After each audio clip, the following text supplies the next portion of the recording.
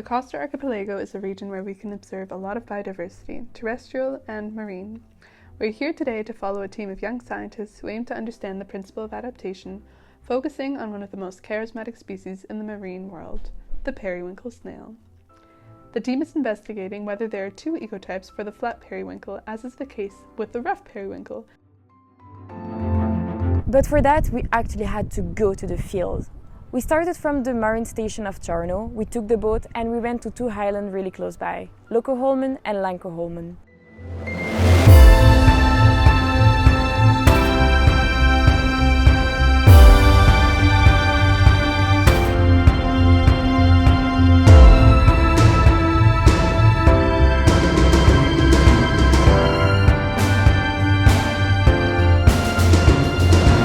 We had to go to exposed areas that were a bit more complicated to sample.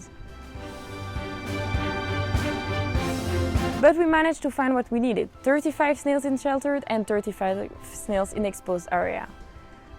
But we also needed some crabs. For that we used a flat net with some bait and we managed to catch them. And after that we just had to come back to the lab. After we got back to the lab, firstly we need to measure all the snail we sampled before we put it into the tank.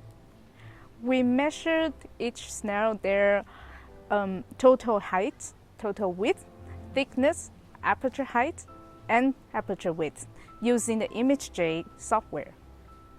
We have 120 snails, which means we have more than 600 measurements in total. Guess what? We nailed it. We found that snails coming from shelter area are different than snails coming from exposed areas. But we wanted to investigate another question.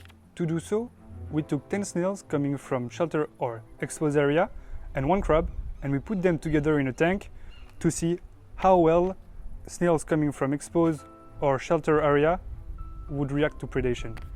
So we had to cover up the swimming pool, which is the tanks actually, and every 12 hours we were coming back to check up on them. However, sometimes in science, unexpected things happen. Oh, we found out that we had eggs, and after laughing about it, of course, we managed to find a way to show that our crabs were not feeding on eggs, but still trying to eat the snails. Some managed to finally eat them, while others not. And that's why we arrived at the conclusion that the smaller snails coming from sheltered areas were not better adapted to predation after all, since they were the ones that were eaten the most.